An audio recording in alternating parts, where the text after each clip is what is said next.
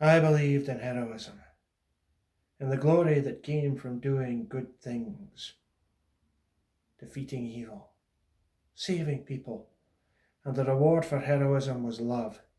Love in the shape of a woman. That was the myth, older than recorded time, since the soldiers from conquering armies returned home to tell stories of their victories, their conquests, their glory. But these soldiers were frauds. They had to be. The illusion of strength had to be maintained. Facing what they had really done was too much, gory and tedious. So they invented stories to redeem themselves, and the people gathered round to listen. So the idea of the hero was born. It was said out loud before it was written down, mined and played out before surfaces became the resting place for legends. Marks scratched into walls, images printed onto floors, and figures carved out of rocks and wood. These images, these symbols, made the stories last. And as the eons progressed, the stories evolved for new times, new eras, new wars. And with these stories came the characters: the prophet, the mentor, the witch, the maiden, the lover, the fool, and the villain. But rising above them all was the figure of the hero, the embodiment of virility and glory, the one all desired to be or to be near. These stories and characters dominated my beliefs. Through them I lived in a fragile empire controlled by the palace of dreams. This fragile empire was dominated by the iconography of one-man armies, decimating entire countries in wars invented in the pursuit of a myth called paradise. Our paradise. It was glamorous, exciting, and attractive. How I worshipped these icons, created by the Palace of Dreams. I never understood how they dominated me so completely. I wasn't the only one affected this way. The whole population's unconscious was dominated by the Palace of Dreams. But over time I began to question who I was. I began to see shadows and hear voices. I heard a voice which was calm, sensuous, addictive.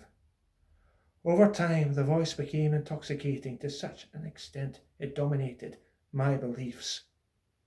It was the voice of paradise, or so I believed. The voice spoke of the radiant cool.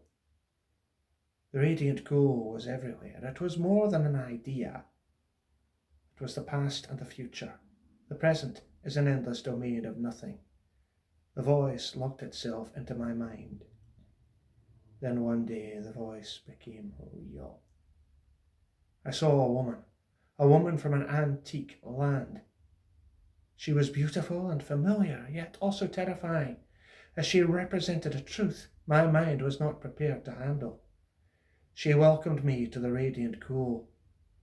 I said to her, "I know you. I knew you from the forgotten time in the abyss before I was born. But where are we? What is the radiant cool?" The woman simply handed over a book, which she explained contained a story from the cosmos and the ruins of past empires. Then she laughed and said, "If you see my image, look around. You have entered into a vast glass world of a cosmos which has always existed, and you thought it was paradise. I can still see those young, enthusiastic faces waiting anxiously to march towards another country, to march into distant lands. War can be very amusing before the blood starts to flow. And you said you knew me, but I knew my own reality. You only lived with an idea. You only ever existed in your own yearnings, longing for that impossible moment to arrive.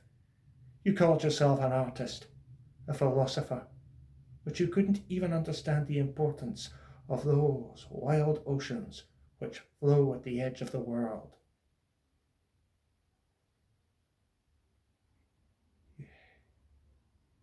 you don't exist. You are nobody. You mean nothing. You are dust blown away on a stolen kiss. And what of me? I know what it means to live and die 1,000 times. Open the book and read my words. Call me Jenny. Jenny Caution.